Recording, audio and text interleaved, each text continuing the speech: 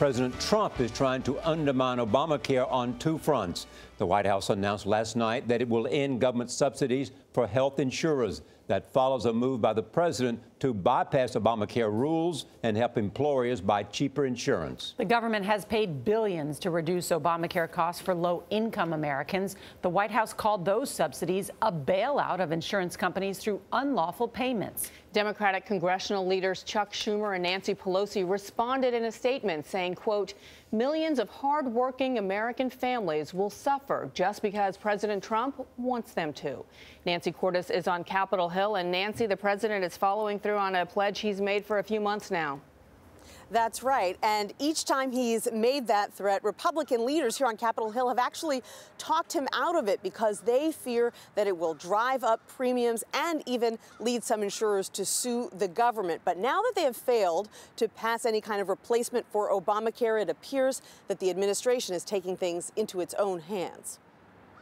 I've been saying that, Mike, I think you'll agree, for a long time. Let Obamacare fail. President Trump often predicts the law's demise, but now he's taking a much more active role in nullifying his predecessor's signature achievement. We'll let Obamacare fail, and then the Democrats are going to come to us and they're going to say, how do we fix it? How do we fix it? Or how do we come up with a new plan? The administration is eliminating $7 billion in subsidy payments to insurers. That money helps bring down premiums for more than 6 million low-income Americans who are enrolled on Obamacare's individual market. The nonpartisan Congressional Budget Office has estimated ending these subsidies will push up premiums by about 20% in 2018 and actually add $200 billion to the deficit over 10 years. We are moving toward lower costs and more options in the health care market. On Thursday, the president also signed an executive order to allow employers to buy low-cost insurance plans across state lines. The plans likely won't be required to offer certain standard benefits currently mandated by Obamacare.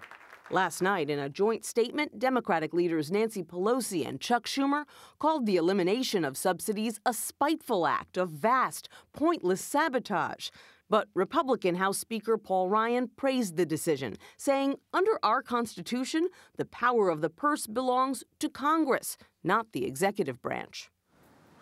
Congressional Republicans actually fought these subsidies in court a couple of years ago and won. They argued that Democrats messed up when they wrote the Affordable Care Act because they failed to give Congress the power to allocate these funds, which is why, Charlie, the administration has been having to do it every month or so. Nancy, President Trump tweeted this morning, the Democrats' Obamacare is imploding. Massive subsidy payments to their pet insurance companies has stopped. Dem should call me to fix. So the question is, where is all this going?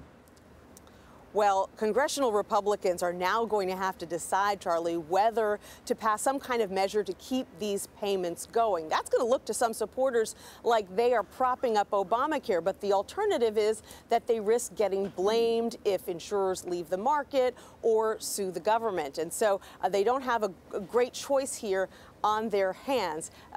And this is something that they were hoping that the administration would continue to take care of until they could figure out some kind of replacement for Obamacare, even though all their past attempts have failed. Nancy, thanks.